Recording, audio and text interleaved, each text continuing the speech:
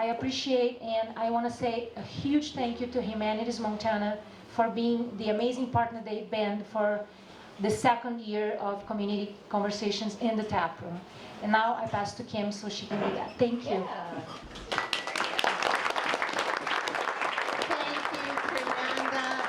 I really want to thank Fernanda and Robert for being, Imagination is an amazing addition to our community. It's a place where people come to meet friends, they come to talk about important issues, and they've been a great partner with us, and we're very grateful to be able to use this warm, inviting space. So thank you for all the accommodations you make us, Fernanda and Robert.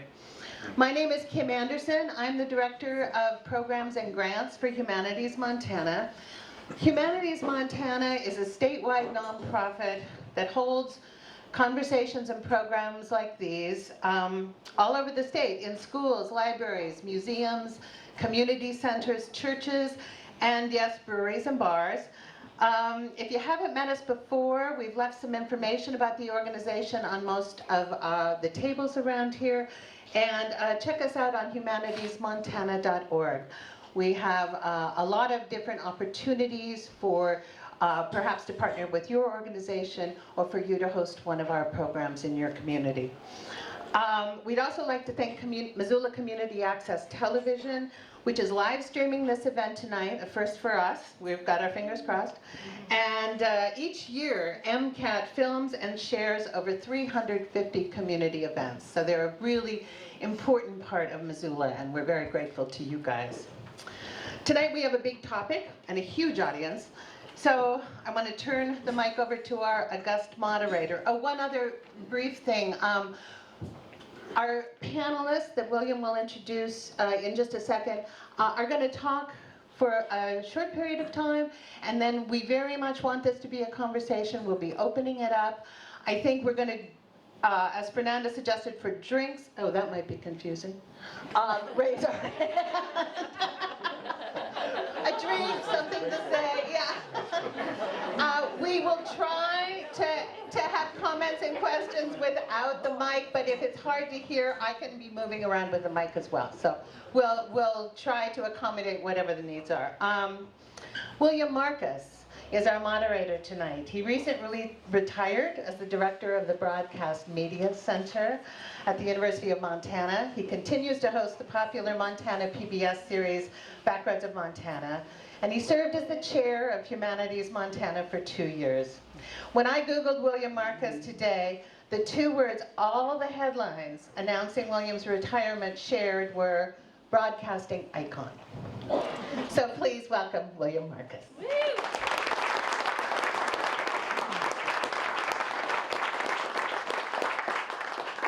Thanks, Kim. Thanks to Humanities Montana for asking me to do this and putting their trust in me to guide this conversation.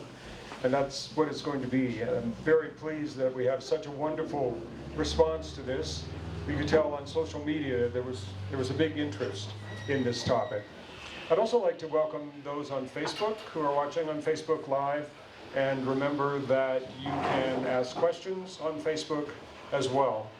We are going to talk for a while. We have some topics we want to make sure we cover, and then we will be turning it over to questions from you.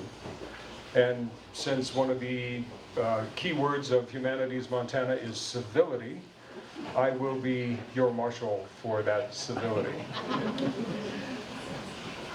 So, a newspaper editor, a librarian, and a college professor walk into a brewery. Person behind the tap says, "What can I do for you?" The newspaper editor says, "I need to know your source." The librarian says, "What's the reference?"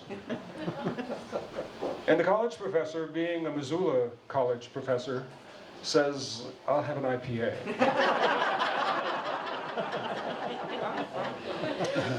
Which is, of course, encouragement to support Imagination as we are doing this as well, and raise your hand occasionally and order up. Fake news in a post-truth era is the title for this conversation. According to the PBS NewsHour, President Trump used the term fake news in tweets more than 170 times in 2017. Yesterday, he presented his fake news awards.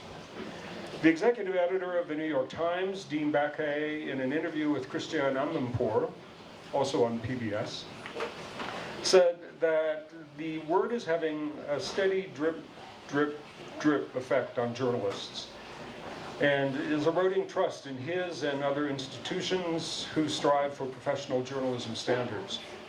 Senator John McCain, in an op-ed in the Washington Post, said that repressive regimes around the world are watching the attack on the press in the United States, with possible effects on press freedom worldwide. The panelists to discuss fake news in a post-truth era, journalism's role in shaping an informed citizenry are Dennis Sweibold, the wise professor, a professor of journalism at the University of Montana School of Journalism, where he teaches reporting, editing, and ethics. He is also a former newspaper editor and reporter and the author of A Copper Chorus, which examined the Anaconda Company's influence over Montana journalism. Kathy Best, who joined the Missoulian as editor in June of 2016. She was previously executive editor and managing editor at the Seattle Times, where she helped lead the staff to 2 Pulitzer Prizes for breaking news and 2 online journalism awards for breaking news and enterprise reporting. She has held senior editing positions at the Baltimore Sun, the St. Louis Post-Dispatch, and the Seattle Post-Intelligencer. She spent most of her career reporting or covering government and politics in the Illinois State House and the Washington, D.C. Bureau for the Post-Dispatch. And Jackie Wilkinson, an assistant professor and the Web Services Librarian at the University of Montana. In addition to leading web services, she leads usability testing, chairs the web committee, does informational literacy instruction and curriculum planning for the Information and Research Division, participates in outreach and communication initiatives, and does research in the areas of usability testing, user experience, meta-literacy, and content strategy. We met about a week ago to talk about this conversation, and one thing we wanted to do first is define our terms. So how do we define the term fake news? Where did it come from? Is there a better word or phrase that we could use tonight? Is fake news becoming a meaningless term? Panelists. I'm a professor, so I like to break things down, and I'll start by talking about the different definitions of fake news, and I think it's something we ought to talk about because people don't always agree about this, and I think that's one of the problems with the whole discussion. It means different things for different people. But if you were to ask me what fake meant, I would have no trouble telling you what I had always learned and heard and taught. It was something inauthentic. It was fraudulent. It was something that it was a forgery. I mean, those are the terms that I always heard about. It was when it was applied to news, I thought about news that was fabricated. I thought about hoaxes. I thought about deliberate attempts to mislead people for gain or profit or attention, those kinds of things. When I think about information generally, I think about misinformation, disinformation. Those are terms that you hear nations use in propaganda, in their battles to gain strategic or tactical advantages over each other.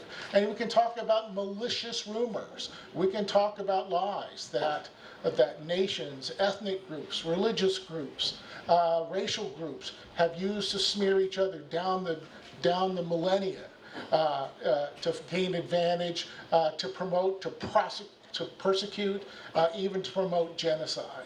So those are sort of deliberate misuses of information, knowing that it's wrong, but promoting, disseminating that information anyway. And then I think there's another area of news that I think is a fake news that I think is probably part of the language, and that is news that people don't want to hear. News that people don't agree with, people that disagree or deny the reality of the evidence that they hear. And so when we talk about that tonight in our conversation, I think it's good to talk about, what perspective you're coming from when you're talking about fake news and what it means. So that's where I'd begin the discussion. And just as a follow-up on what Dennis was saying, it was very instructive to me to see the Trump administration's definition of fake news in their awards yesterday. What he highlighted were errors that were made by news organizations that they owned and they corrected. That is not fake news. That is a mistake. Journalists are human beings. They are going to make mistakes. You should judge them. You should judge whether to trust them on how they handle that error. We will make mistakes. We have to correct them. If we don't correct them, you should not trust us. Yeah, when I'm teaching information literacy, whether it be in the community or at the University of Montana, I am someone that will say very outright, I do not use the word fake news. That is not a word that I feel does justice to the sort of political moment that we are in. I much prefer to use the term misinformation or a more recent word that has come into use in the English language, disinformation. And I say the English language because that word was originally coined in the Russian term disinformation, and that was a term that was coined during the reign of Stalin and used by the KGB. So that is a word that has a lot of history and I think applies also to our own current political moment as a way of news that is used by people in power to create distrust and oftentimes to create mistrust in people who are marginalized and to use fear against the people. There was a report that came out earlier this week from the Knight Foundation and that talked about, there are 10 different points. And one of them that I found interesting, I think, Dennis, you mentioned it as well, the definition of what people consider to be fake news. The most interesting one to me was that people who think the story is true, but it casts someone in a bad light, they consider fake news. Yeah, and to me that's the most disturbing definition of it, and why I don't even like it. Because you can't have a discussion when somebody just says, that's fake news. That means I don't like the story, I disagree with your reality, there's no evidence that we can use to talk about and come to any sort of agreement about this stuff. It's almost just a way to end an argument. It's like when you were on the playground when you were a kid and you went, no, I don't want to hear that, or that's a lie. It's become a blanket sort of way to dismiss and end a conversation about facts. And I think that's bad for democracy. It's bad for conversation. It's bad for a community of ideas, for people to sort of make some progress about areas that they need to make some progress about. So this same survey, I think the same poll, so that I felt glad to hear that most Americans, or the majority of them in that poll, thought that fake news meant a knowing perpetration of inaccurate information. But about 40% of conservatives or Republicans in this group say it meant any criticism of a person in power or a party in power. And that's difficult for me as a journalism professor, and I'm sure for Kathy too, because we know that if what we do matters, we have to ask questions. We have to question authority. We have to have a watchdog role that we play, and you really can't do that if the powers that be are just sort of dismissing the ground under which you walk. You have no influence, no power to even make an argument or offer facts, because that's just not important. It's not worth listening to. Yeah, and if I could jump in on that, Dennis, it's fascinating that given we have these devices at our fingertips to look up and double check information. If we read a news article and see something that we disagree with or we think might be untrue, we have an amazing set of tools at our fingertips that are more widely accessible than they've ever been before for us to individually be empowered to be fact checkers and to figure out if the information we are reading is correct and to find our own sources. So I guess that's my way of when I work with people and talk about ways to consume news, I always say dig a little bit deeper. Did this organization break this story? Are they just hyperlinks and quoting other sources all the time? Take the time to drill down. Don't just skim it and leave. Take the time to learn the information and consume the information with honesty and with an eye towards being critical.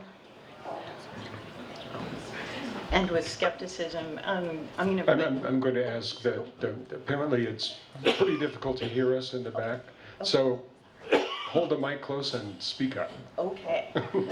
So I'll put Dennis on the hot seat a little bit. To do what you're talking about doing, you have to be literate in understanding how to use that powerful tool that's in your hand. It's not enough just to do a Google search. You have to understand the source. You have to understand if they're original or if it's coming from somewhere else. And I'm hoping that that's part of the curriculum, not just at the journalism school at the University of Montana, but that's part of the curriculum in every school these days. I mean, so much information comes at us every moment. It's like a tsunami. How do you know what to trust and what not to trust?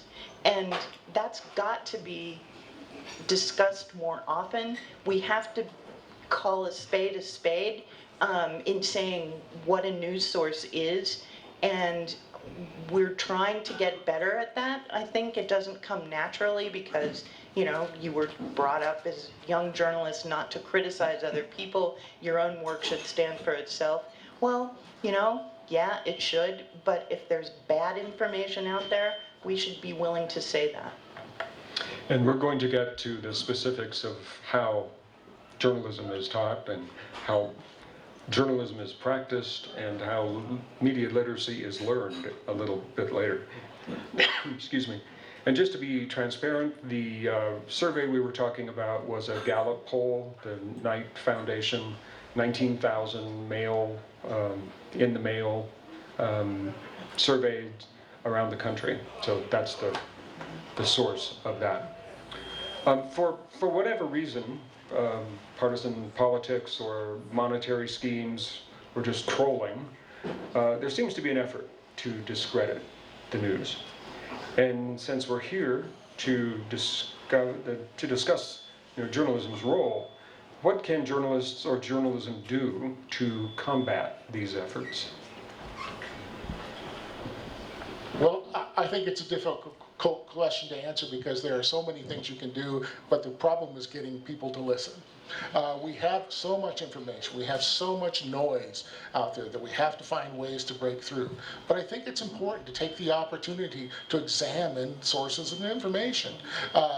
Are they credible? Do they have a history of reliability and transparency, as William was just talking about? That's really important. Where do you get your information from? Are you willing to share your sources? Are you willing to talk about them and their reliability in this case too? So I think it's up to reporters and journalists who know stories, who cover them in depth, to keep pushing for the truths that they find, and also to admit when they get it wrong, and also to admit that there may be perspectives that they need to consider that they haven't already. Because news is a constantly changing river of information, and stories don't stay static. You have to stay on top of them, and that's difficult to do. I'll give you a little hint of what we teach. I remember we used to take students to the city council in Missoula when I first started here in my public affairs reporting class. And we were talking in class the next day after students wrote their stories, and one of them said, it's really important to get both sides of the story. And I said, yeah, it really is, but in Missoula, there are about 12 sides to the story. So you've got to constantly be looking for perspectives. And one of the things that we tell students when they're interviewing people is to end every interview with a question. who else should I be talking to about this?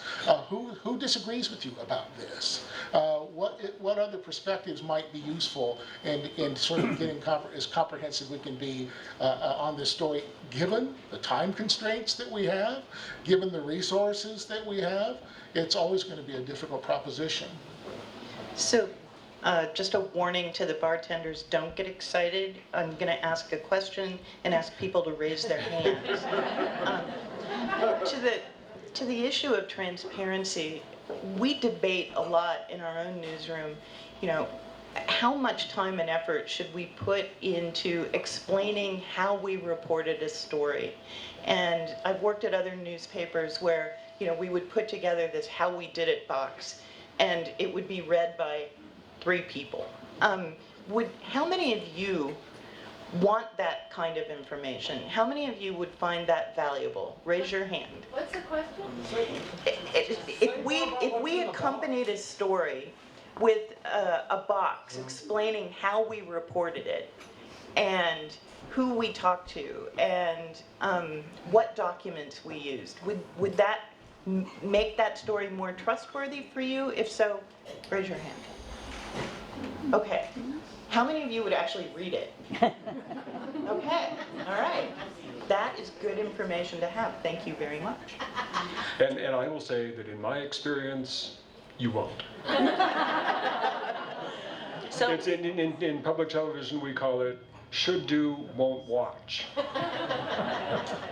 so one thing that I will add from the perspective of the person up here who hasn't worked in media or journalism is that as someone who personally consumes news and who teaches people how to build better online behaviors, specifically online behaviors, talking with people, advertisements, the presence of advertisements is a big way when people talk to me that discourages them when they are trying to read a story online. And I will say myself that it is discouraging, but I think there's a lack of understanding of why those advertisements exist and why they're increasingly annoying.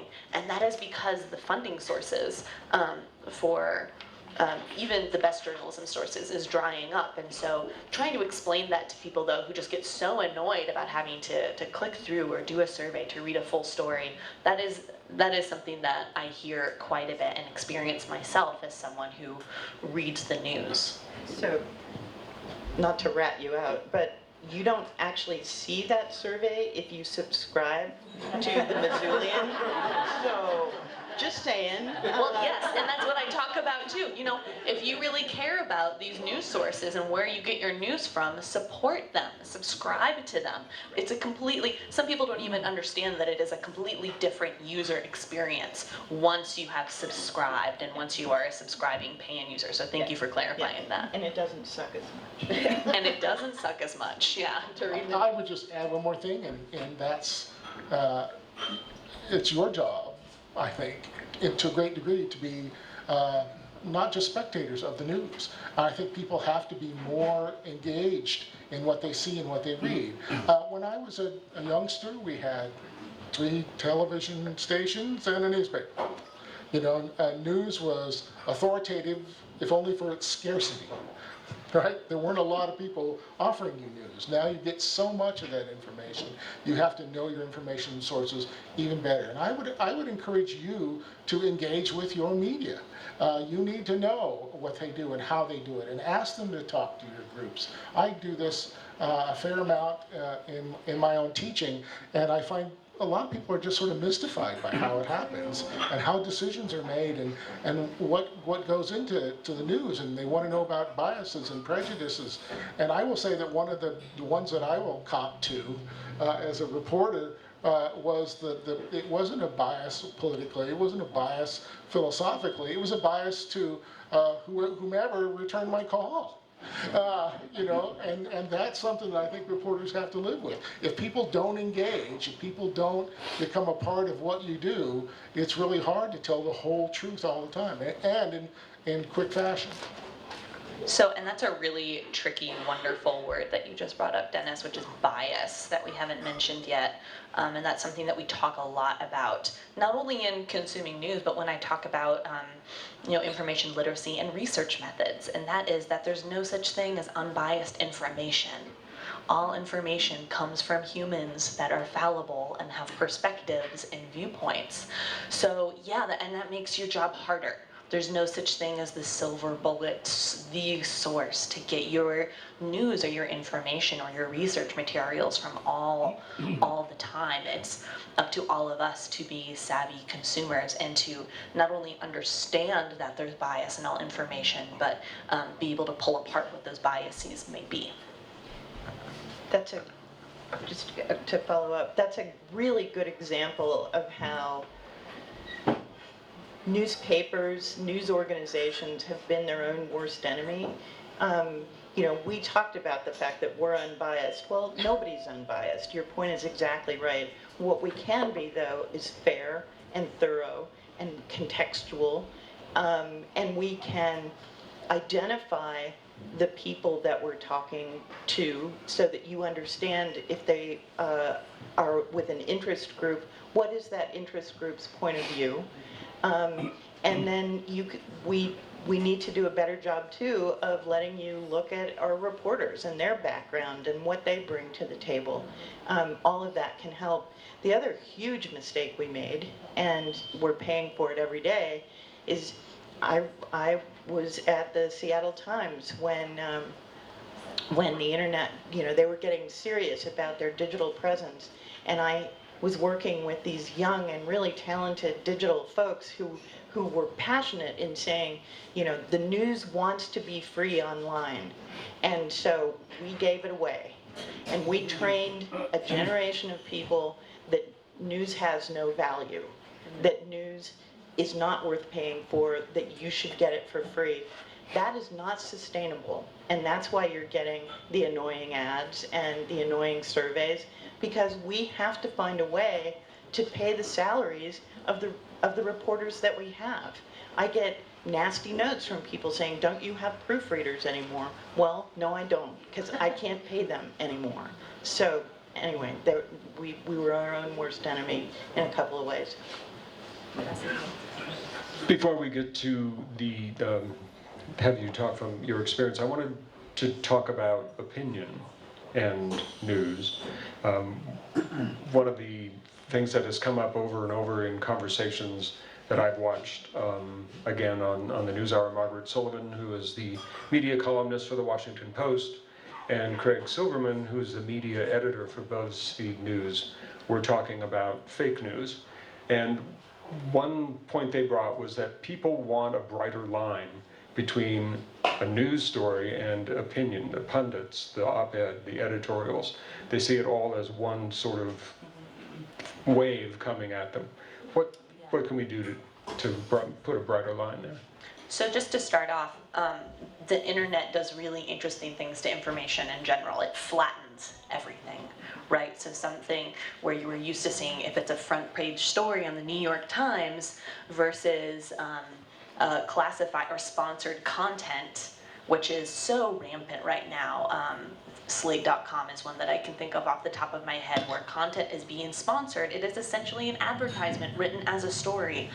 And we have data that shows that starting with middle schoolers are horrible at telling what is sponsored content and what it isn't, and they're using those to write their writing school and term papers.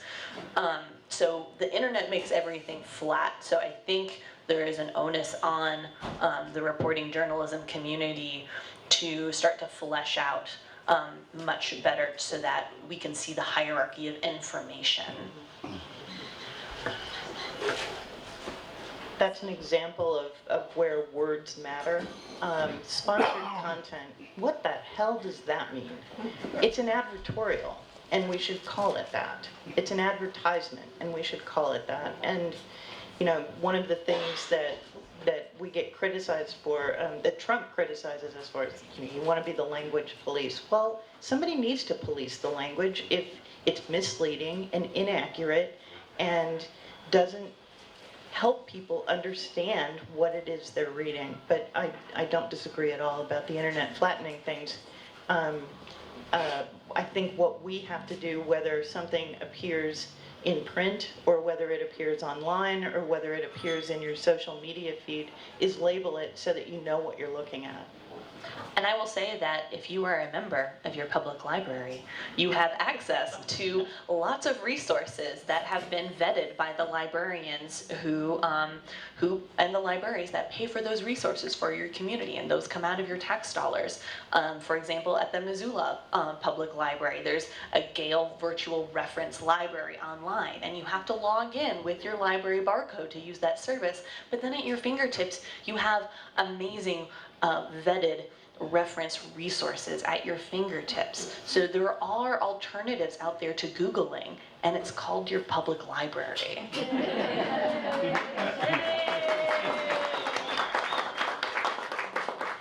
I just want to add to that, this was a problem before the internet as well.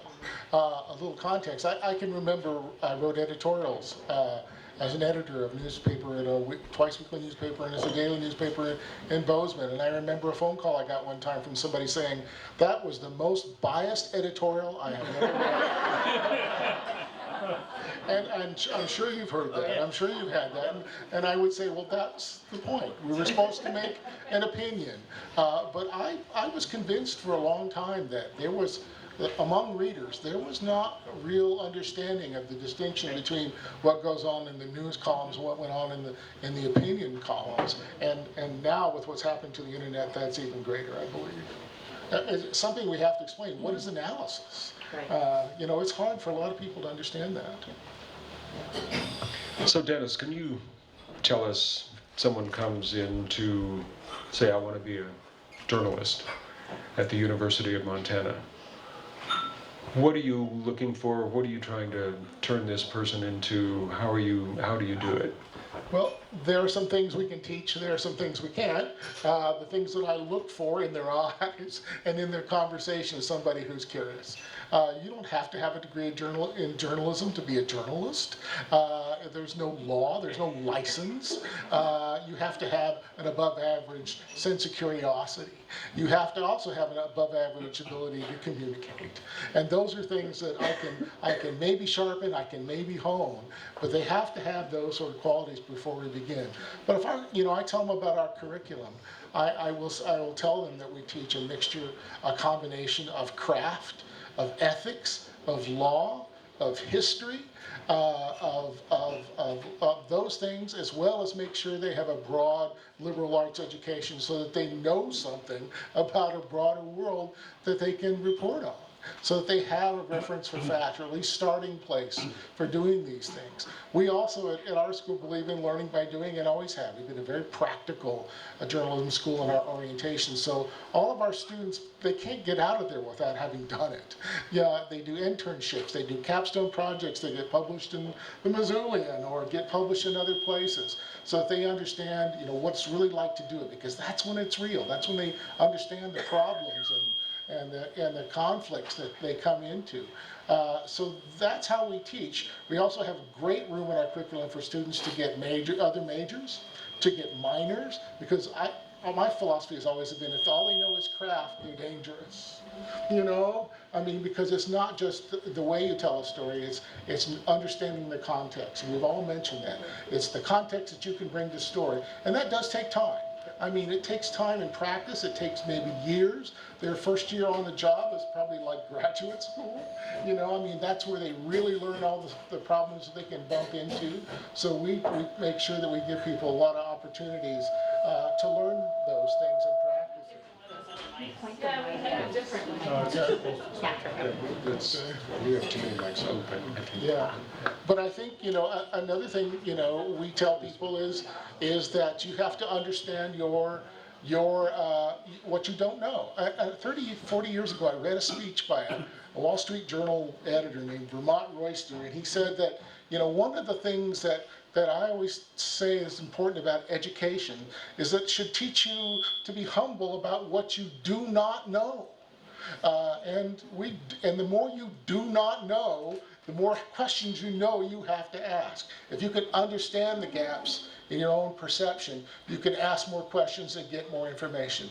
That's a hard thing to do. And I think too many times as a young journalist, I know I was guilty of this. You got a story assignment, you glanced at the clips and you were off. And you made your phone calls and you waited for somebody to return them. And you tried your best to get something that day that made sense of that world. And I don't know that that's always a very efficient process. We can be a pretty blunt instrument sometimes in trying to get the news. But I would also remind you that it's a process. It's not just today, it's tomorrow, it's the next news cycle. But today, those news cycles come pretty fast and they're not very forgiving. So the ante has been really raised, I think, for a lot of people to get things correct. But I still think it's important that we realize what we don't know. People who don't realize what they don't know are just happy, making pronouncements based on what little they know, and are totally confident about that. And that kind of a journalist, that conversation with that student just scares me. Totally confident about things that they don't know anything about. That's scary. So, Kathy, this student graduates as a journalist with a journalism degree, comes to work at the Missoulian.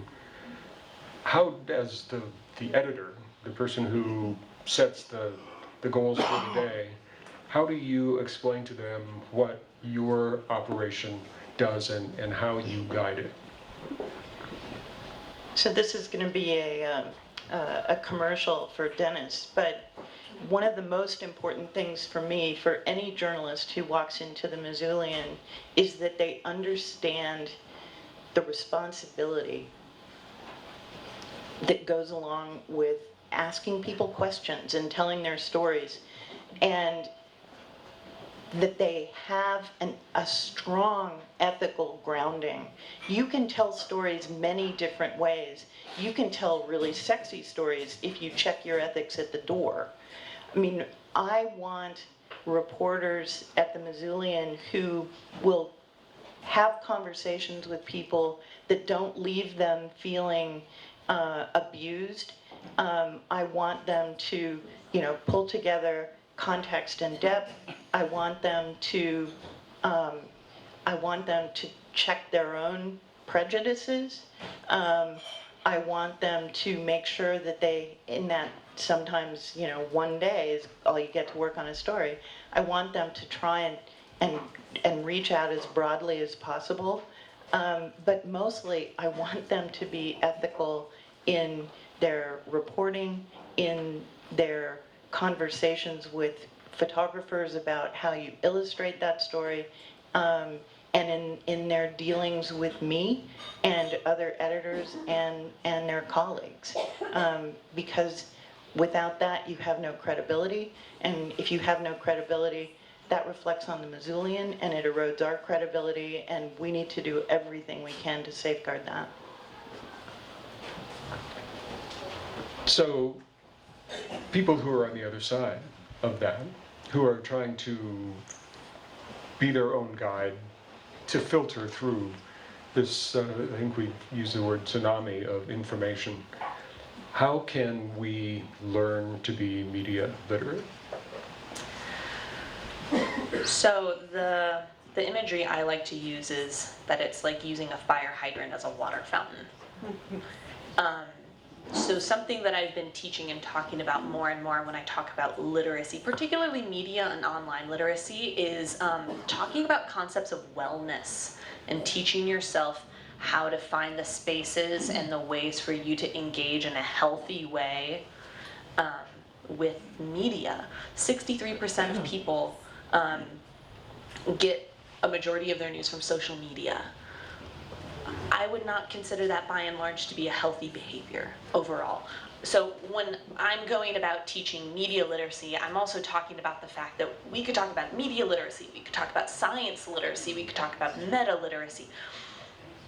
There's all these different frameworks that we can apply, but when it comes down to it, it's about thinking critically about information, and it's about also building some content knowledge. For instance, there's a really popular literacy framework test called CRAP that we often use in higher ed. Is it credible? Is it relevant? Is it accurate? Is it authoritative? Is it oh, I forget what the P stands for. But it's this great framework, and it's really easy to teach them, and has this snazzy acronym. But there's a website called the Pacific Northwest Tree Octopus website that passes this crap test until you look at the content and you realize that it takes a fairly basic knowledge of animals to understand that there's no such thing as an octopus that lives on a tree. So there is a time and a place where the framework breaks down and you have to understand and seek out content. So that is something that I've been teaching more and more. Something that I also teach people, especially with regards to this whole thing of people getting a lot of their news from social media.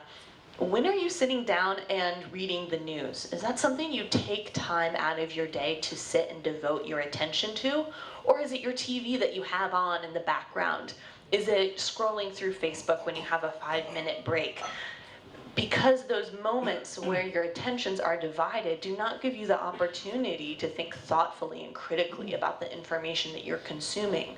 So telling people to start thinking about information consumption behaviors that they can have, that they can incorporate into their daily life, is a really important thing that I've been teaching more and more often. And with regards specifically to news, I've started to talk more and more about seeking out the breaking news instead of the recycled news. Something we see more and more with all of these new outlets is that a story will get recycled over and over and over, and it's really hard to trace it back to the original source. Who's the original journalist that did that? What news source did the investigation that made this happen?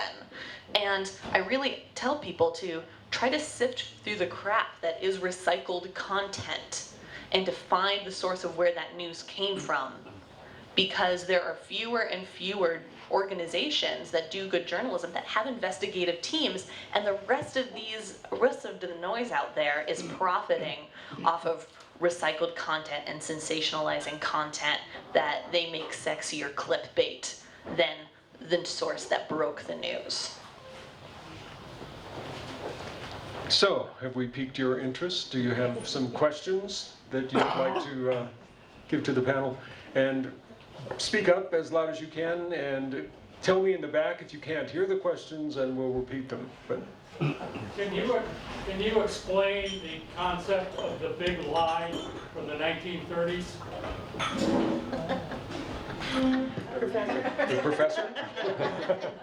I'm a journalist, you gotta remember that. But the idea that you tell a simple, bold, big lie and stick to it has power. It's hard to deny, particularly if you refute or don't acknowledge any criticism of it. And you repeat it over and over and repeat it to other people, it becomes pretty powerful. And maybe fake news is one of those right now. I mean, how do we know what's fake? How do we know what's true? That's a better conversation than just having people yell at each other and say that's fake news. That doesn't get us anywhere because you're really not talking about what's true. But the big lie is telling one over and over and over until it has power. Hitler was good at that. A lot of authoritarian figures were good at that in terms of propaganda. Goebbels was good at that. There have been others throughout history that have been good at that. But I think that's what it means. So in a healthy culture, what is who are the best watchdogs of journalism between the public, journalists themselves, and government? This is a trick question, right? And what is the role of the code of ethics for each of those parties? The code of ethics for professional journalists is what I'm talking about. Right. So SPJ, the Society of Professional Journalists, has written a code of ethics. Almost every news organization has adopted that or written its own code of ethics. So that is something that is fundamental, I think, to any, and I'm only speaking about print, because that's the only place where I've worked, but I couldn't hold a job, so I've worked at a lot of them. so it's, that is fundamental to any newsroom. They have a code of ethics. Or they've adopted the SPJ code of ethics. Who are the best watchdogs? There used to be journalism reviews in almost every major city. When I was at the St. Louis Post-Dispatch, there was something called the St. Louis Journalism Review, and it held our feet to the fire. If we screwed something up, man, they would write about it, and we responded. A lot of newspapers used to have ombudsmen, but again, as they've had to make choices about what to keep and what to do away with, they've done away with them. They also were an entity that was on the staff but represented the public. And for a long time at the Washington Post, the ombudsman worked under contract, so therefore was free to criticize anybody at the Washington Post because they were untouchable. It's scary to me that that's gone away. And I miss it. I miss the journalism reviews, which have really lost power. I miss having someone on the staff, but what hasn't gone away is the telephone on my desk, which is where people can call me and complain about how we covered something or that we didn't cover something and demand an explanation. And part of my job is to provide that. And I will try and do my best if we screwed up to just say that. So if I could add a little bit to that, I want to have an alternative and infuriating response, or I'm told it's infuriating. I don't really recommend any one source to people. I have people give me charts, and I have people tell me or demand what is the news source I should be using, how should I be fact-checking, and I really don't want to answer that because there's never going to be one touchstone place that you are going to find all of the information you need. It is up to you when you are reading a news source to say, where is this data coming from? Can I view this data to see if what the claim that they're making matches the data that they're referring to? Or is there contact information for this journalist so I can ask a follow-up question about a point that was unclear to me? And the news you should be consuming and seeking out should have those features to it. And so this is what also helps me from getting in a hole of, people trying to say I'm like liberal or conservative. I'm not going to tell you that one source is the best source. It's up to us to really read the content, know the subject matter, and to seek out what we think is the best source on any given topic. And I'll push back on that just a bit. At Montana Public Radio, we had endless conversations about what people expect from a public radio station. And a lot of times it was that people are looking for a guide. They're looking for someone who is a trusted source that they can listen to and help analyze and provide context to what is otherwise a very difficult landscape for them. Certainly the library has a role in being a guide, the newspaper, and, as a professor, and in public media. So where is the middle point there of being responsible ourselves or trusting a guide?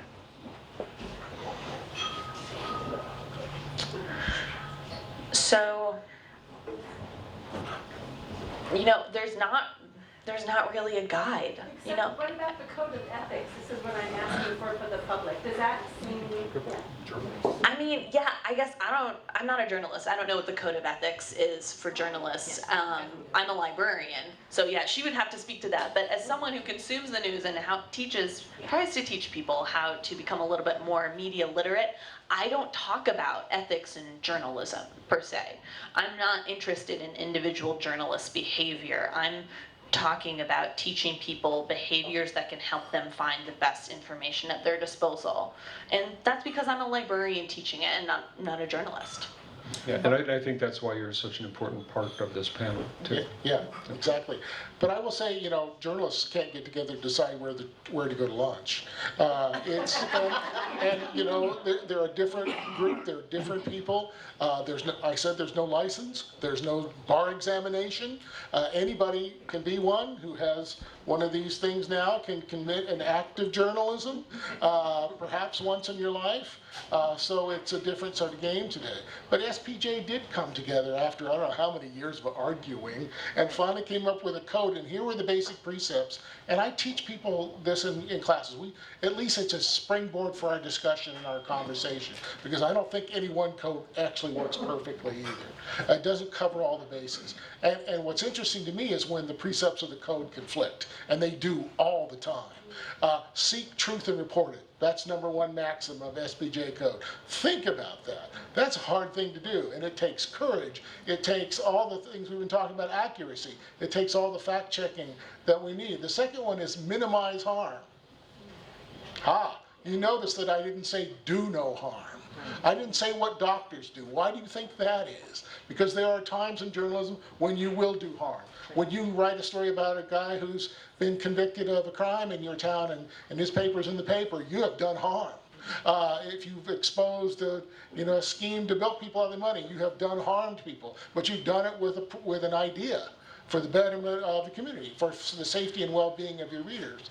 The third precept, I would say, is to be accountable.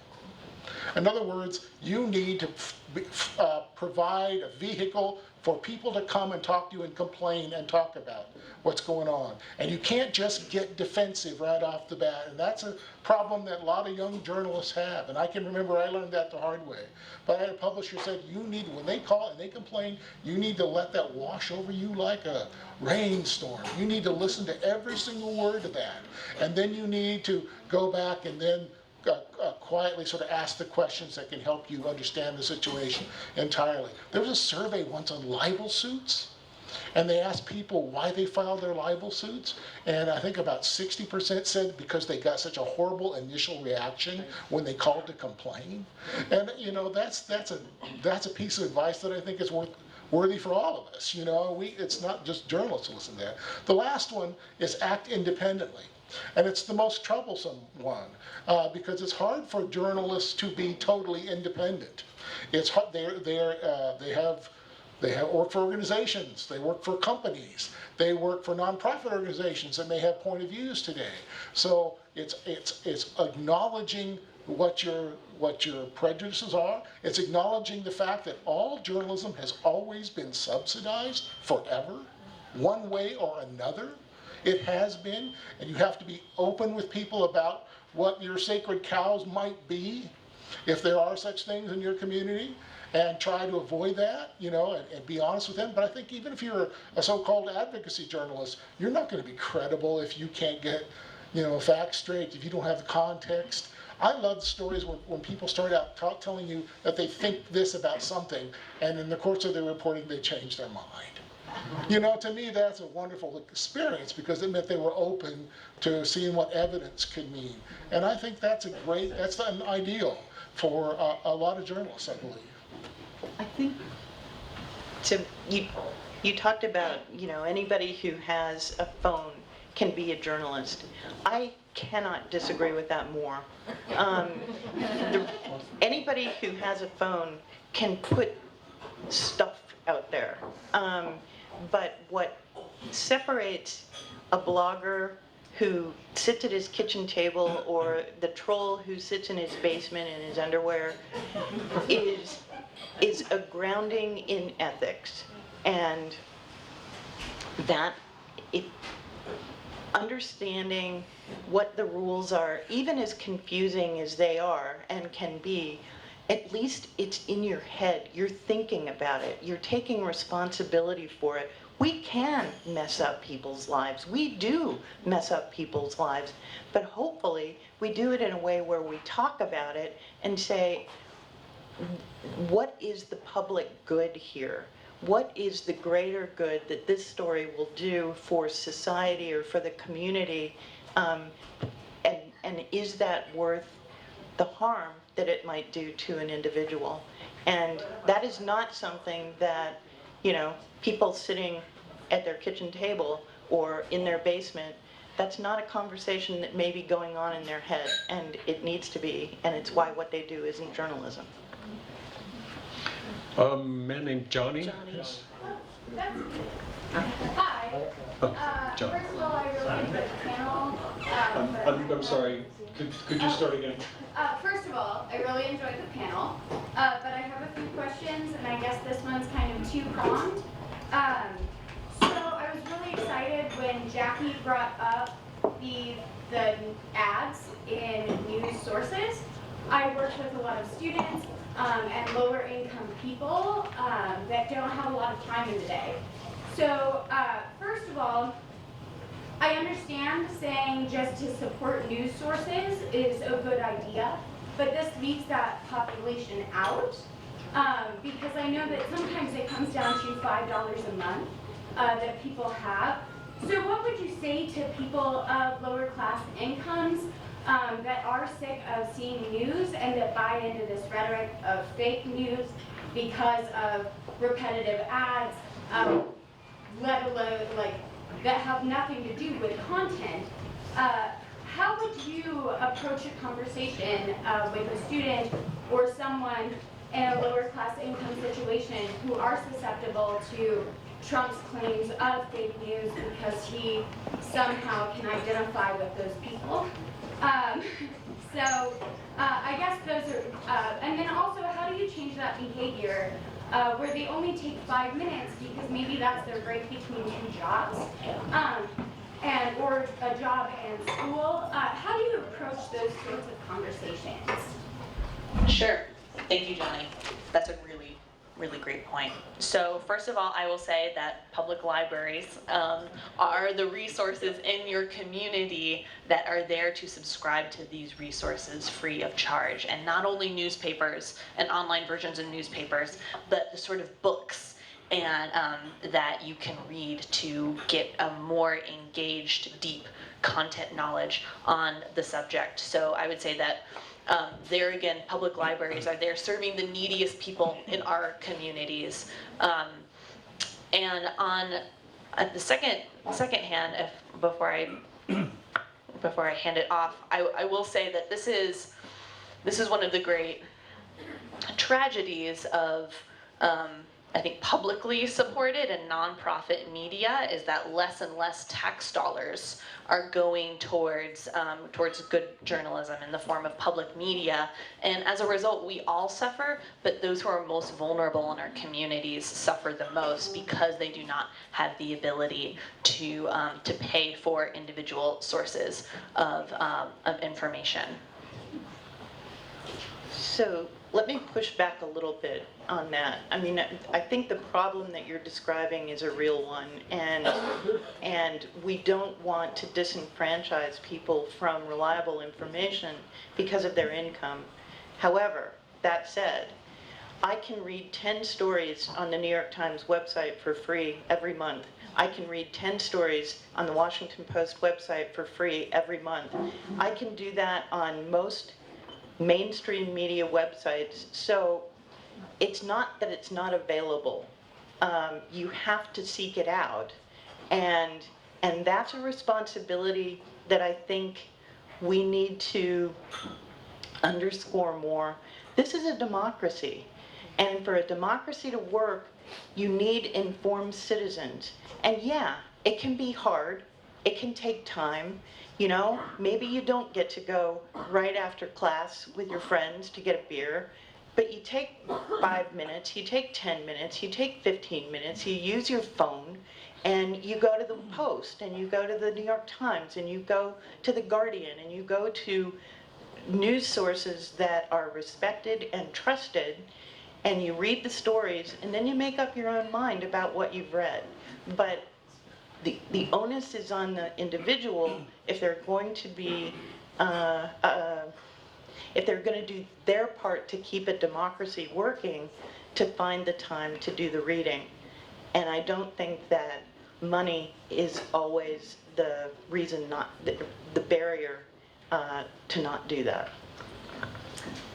And one more comment to that point, to that question, Johnny. I think television still plays a really big role here, especially when we're talking about income inequality, because a lot of people still have televisions in their home, even if they're from a different socioeconomic bracket.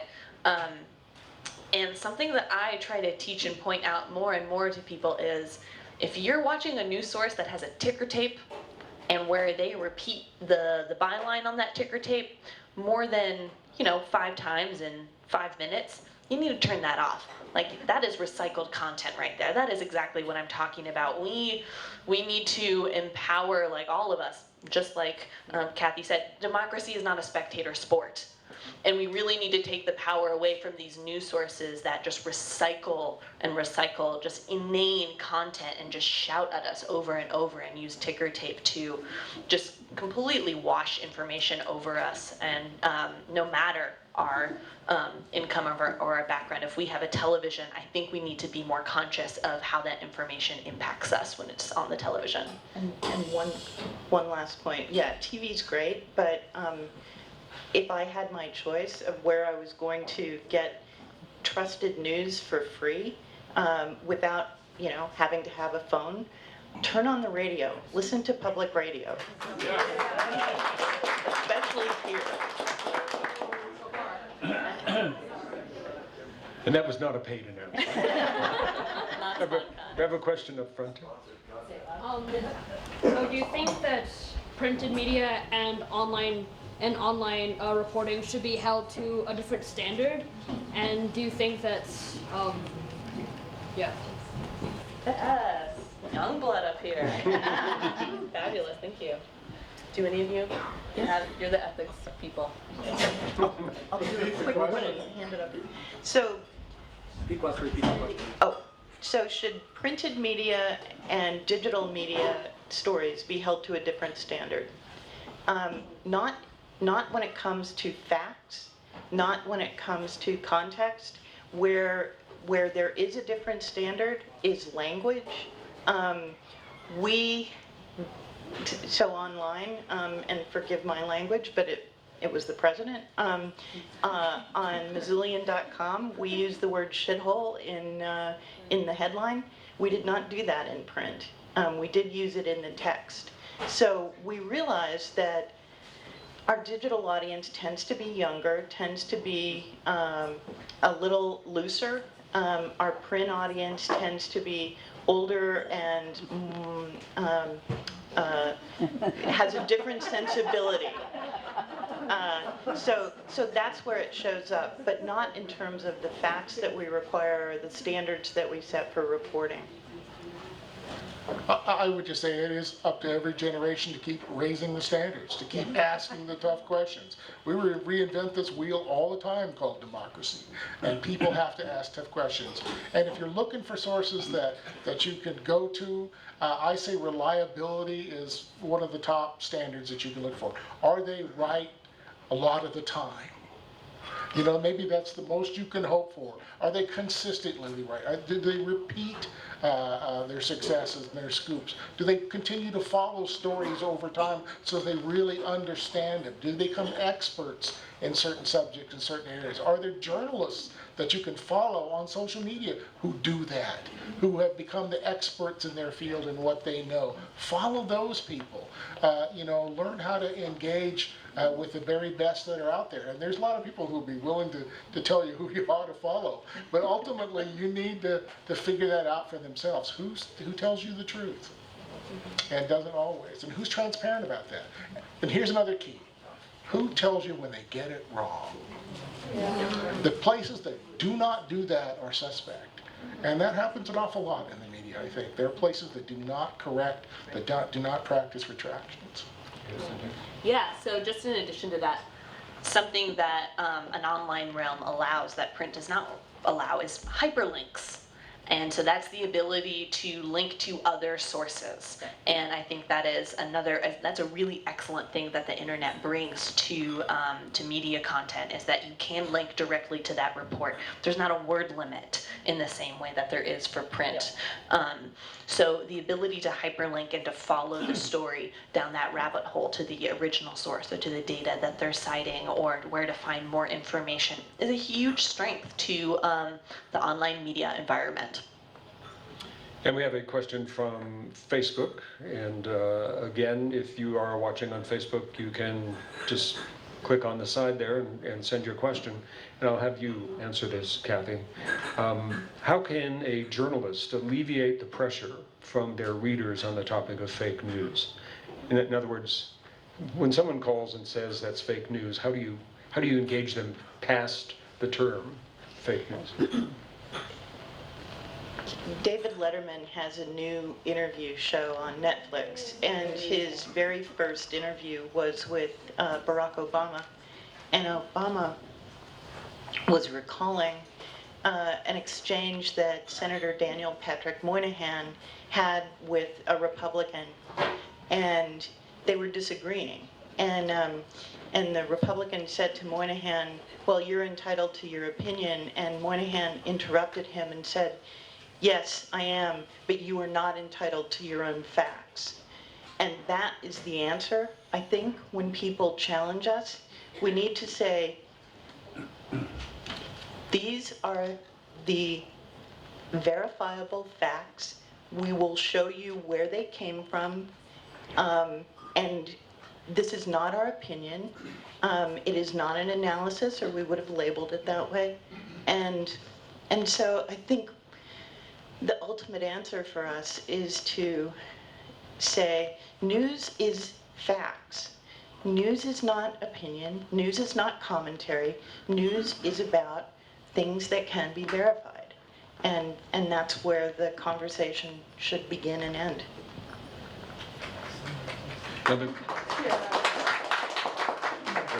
It's right there, the guy with the hat. The guy with the hat. The guy with the hat, yeah. Which one would that be? Thank you.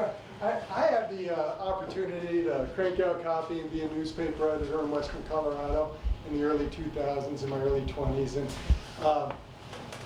I came up in a time through J school when they drove home fairness. You had to be fair, you had to be balanced. And what I often saw in the rush of the daily deadline, a good example is there'd be a study that would come out on the impacts on the local resources of climate change. We'd do that story. We would feel obligated to call the token local climate change denier to get his quote in the name of fairness. And doing some self-analysis and being self-critical of how I might have contributed to the state we see ourselves in today, I feel like we perpetuated wrong. We enabled wrong in the name of fairness. And I wonder if that's being discussed in academia, in newsrooms now. Because what I see, we blamed it on, we were a small newsroom, understaffed, just trying to get a daily story out and be fair. But I think you see it in the bigger outlets too. And can you explain what you mean by we enabled wrong? We enabled wrong, and that the science shows that climate change is impacting our world, our natural resources in the West. We would call that token climate change denier, get his quote to be fair, and say, let's let the readers work it out themselves. But it was wrong. And I think we've come to a point where, I think going back to that discussion about facts versus opinions, you're entitled to your own opinions, but you're not entitled to your own facts. It's looked upon in many segments as our community is 50-50. Well, some people believe it exists, some don't. But yeah, climate change is a problem, and I'm just wondering if there's any talk to up the ante with traditional, credible news outlets to improve upon that.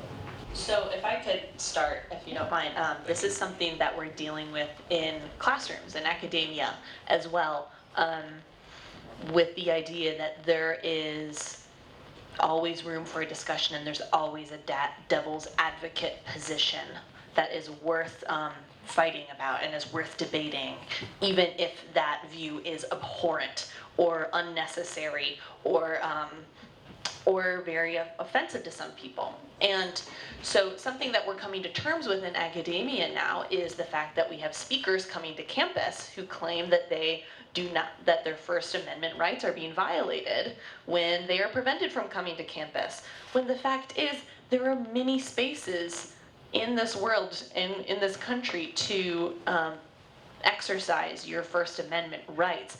It is the onus of campus communities and academia for us to, as faculty people, to create a world where we can teach students that ideas matter and that not all ideas are equal. So that is something that academia is dealing with as well, but I'll hand it over to its impact on the newsroom.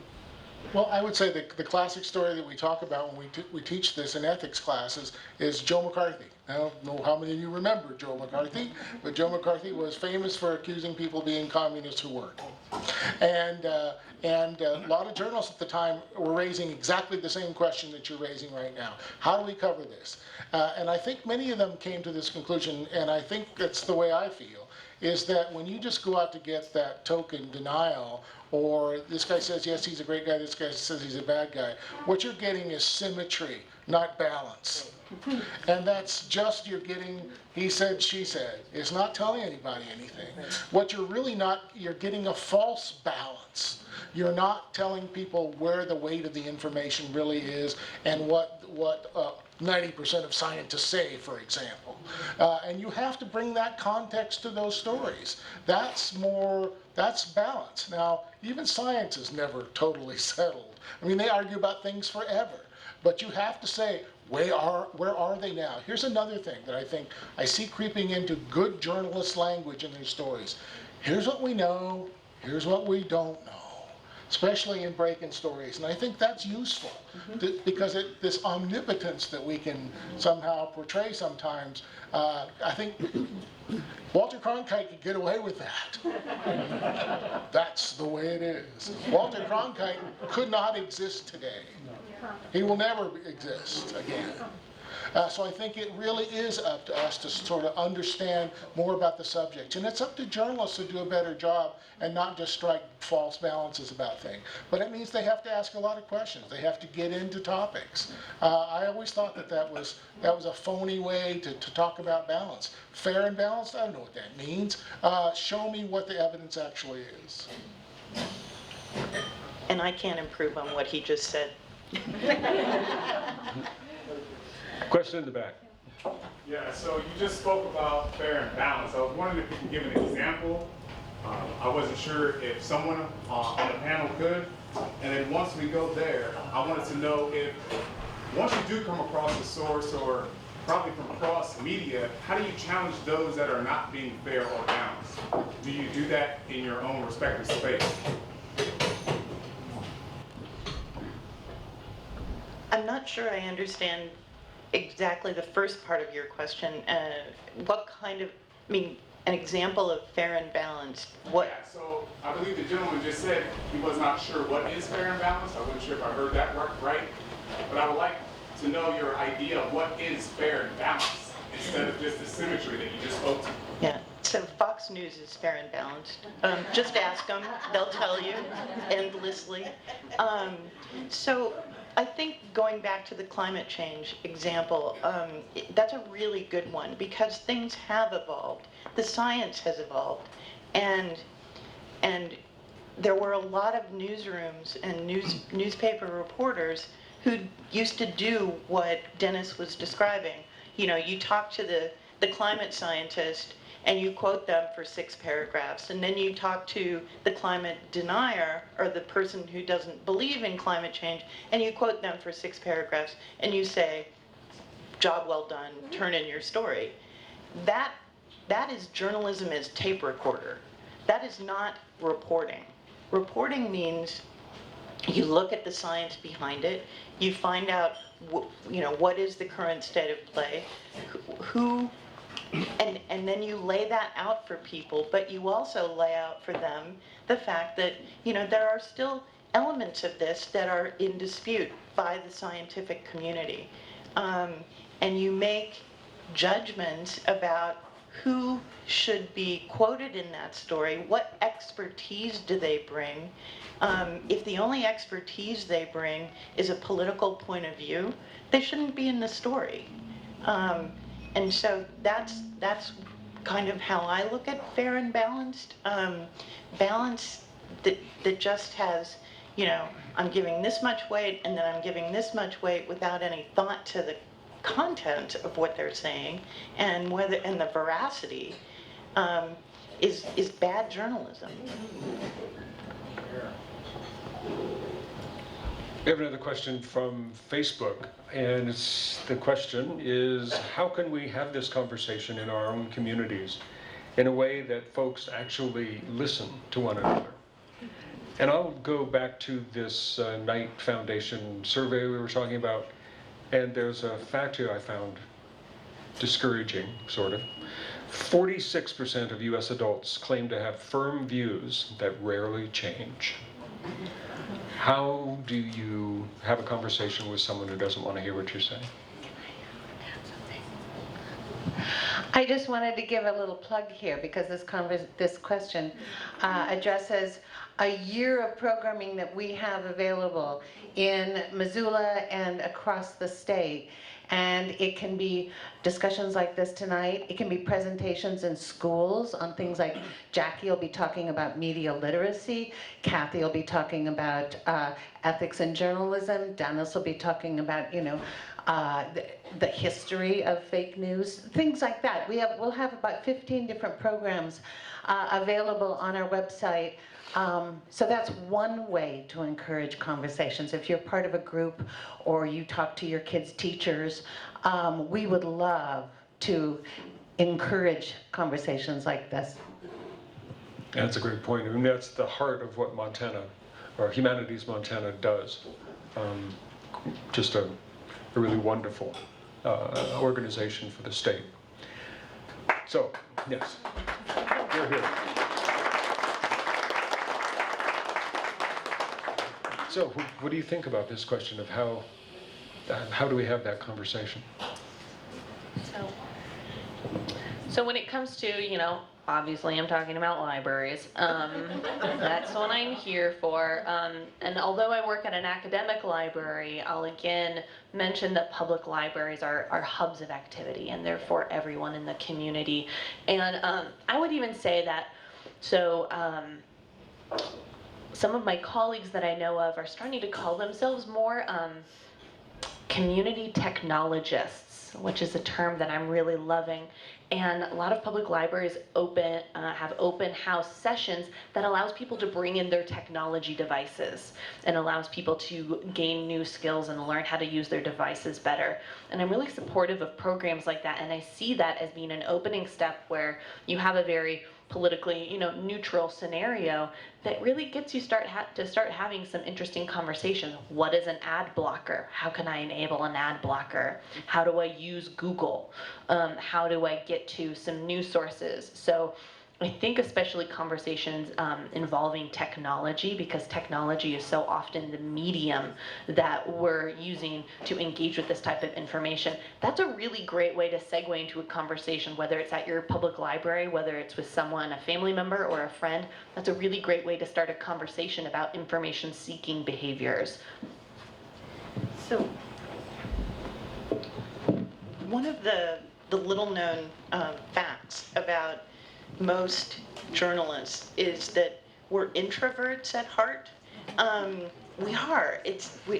Being here, you can't see it, but my knees are shaking. So, but that said, we don't do this for a living because the pay is great.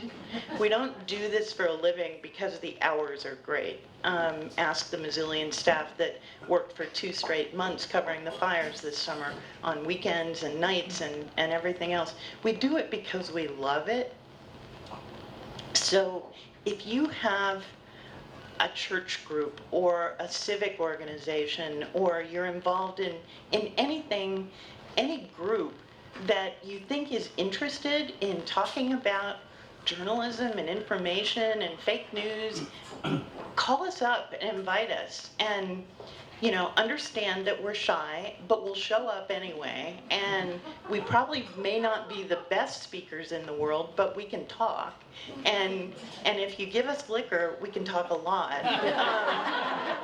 But we can be a resource. And I'm speaking for the Missoulian, but I can say the same thing with some confidence. I mean, whether it's a TV station or public radio, I mean, we'll talk your ear off once you get us going about what we do, because we really, really care about it and love it.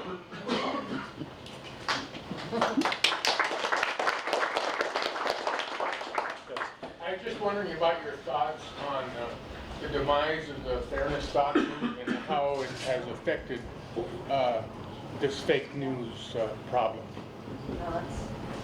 Well, I think it was a problem in many ways. I can remember seeing editorials on a local TV station. How many of those have you seen lately? Why? Because you would have had to provide airtime for the other side. So that sort of became something that went away.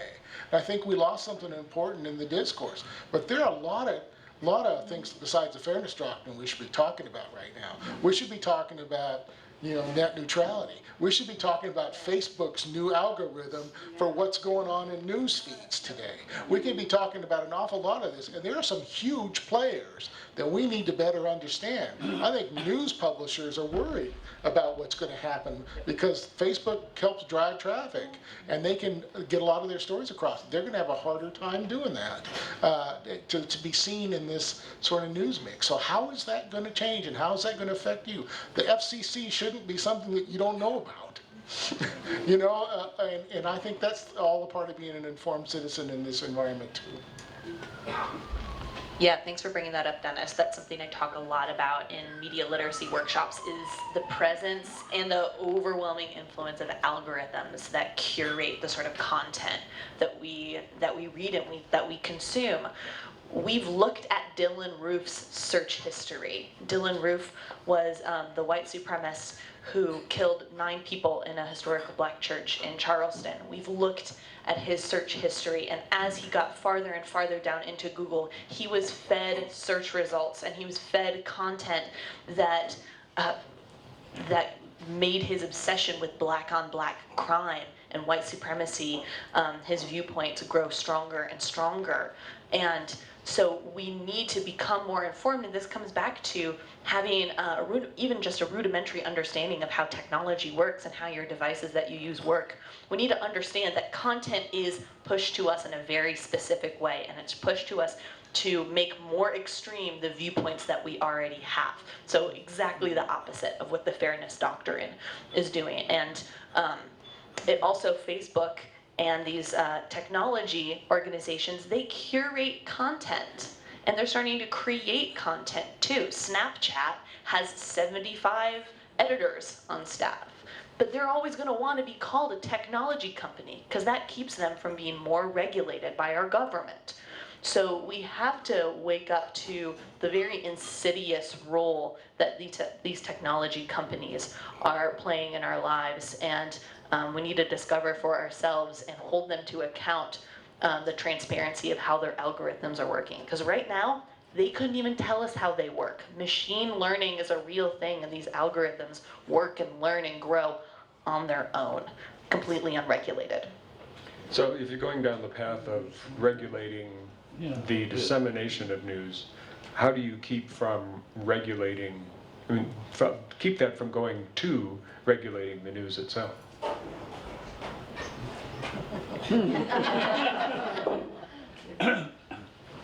That's a really good question, and a really big danger. But I think that just as the fairness doctrine, and I'm not a broadcaster, so I don't know its history that well, but part of what it tried to do is say, if you're going to give one political party an opportunity to speak, you need to provide equal time to an opposing point of view, which could often be the other political party.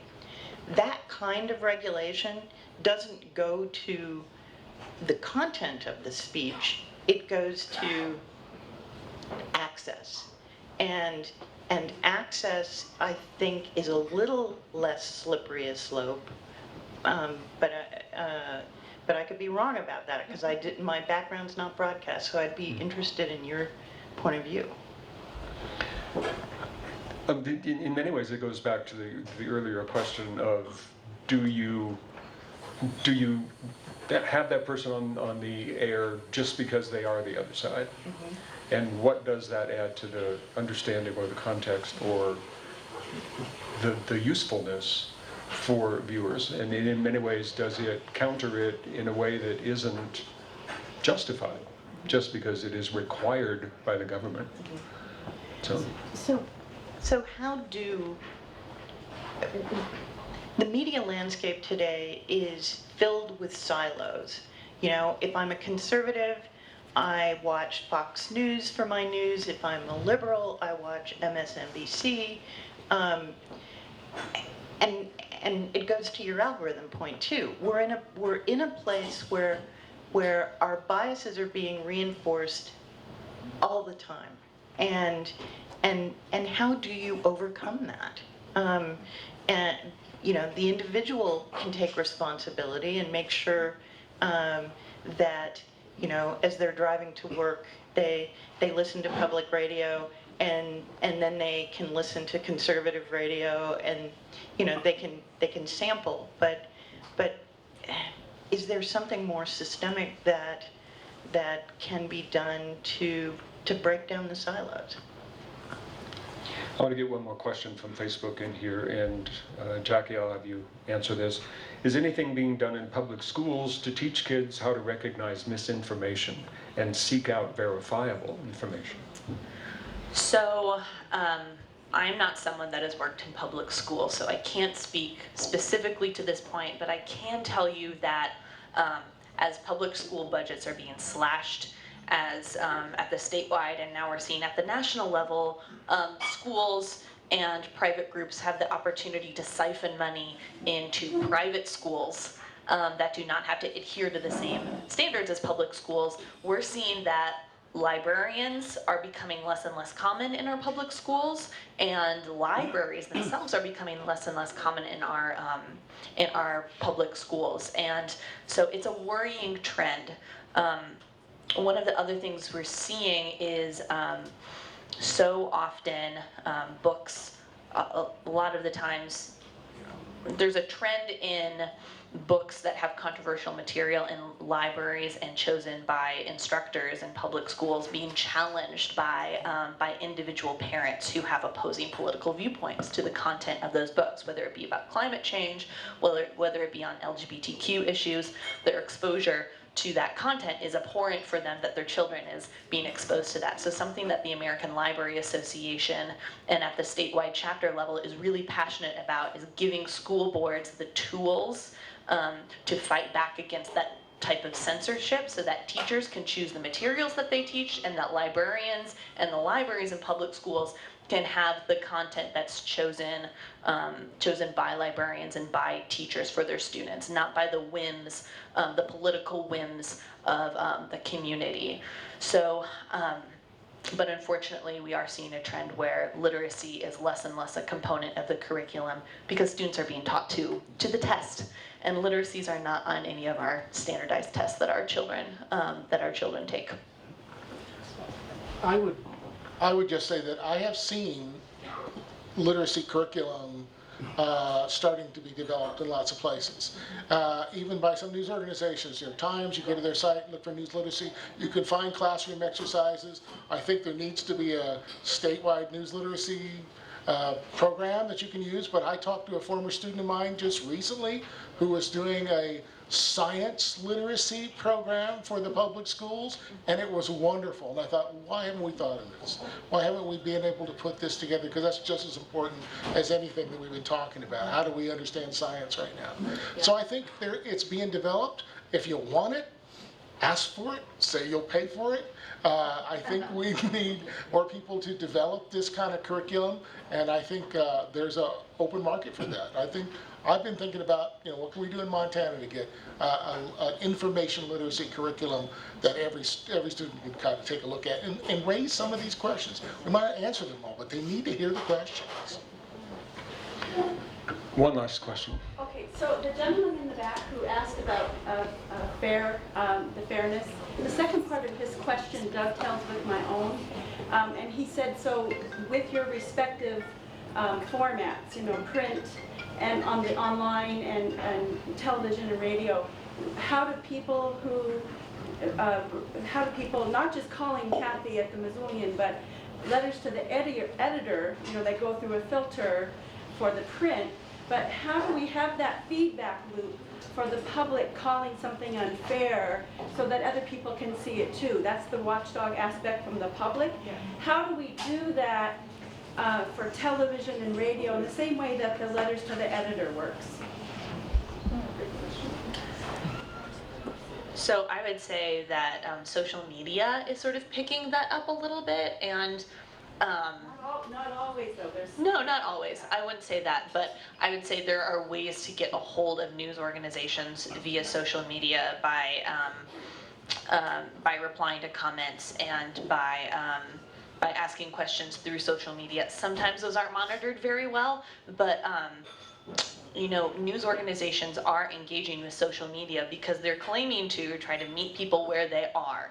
So whatever sort of social media outlets that use, in particular I'm thinking of Twitter. Twitter is often usually better monitored, especially by individual journalists. That's is the way that I think of off the top of my head to get a hold of people who aren't in print, to ask questions about and to call out information in specific news stories. And I would say for public radio and television, a phone call, the same as to the newspaper. Also, if you go to the website, almost all of the personal emails for work are there, and you can send in your comments that way. To end this, the panel had agreed to do a karaoke of I Heard It Through the Grapevine. But unfortunately, we don't have time. So I'd like just a brief final thought from each one of you. Support your local news. I think that's really important. Demand transparency and engagement and reliability from the news providers. Show up at events like this, ask questions, create a community conversation, hold us to account. So a culture that reads widely and has an active imagination is more humble. That is a paraphrase of a quote by George Saunders. So go out there and be humble and have imagination. I'd like to thank the panelists and thank you for engaging in this conversation with us.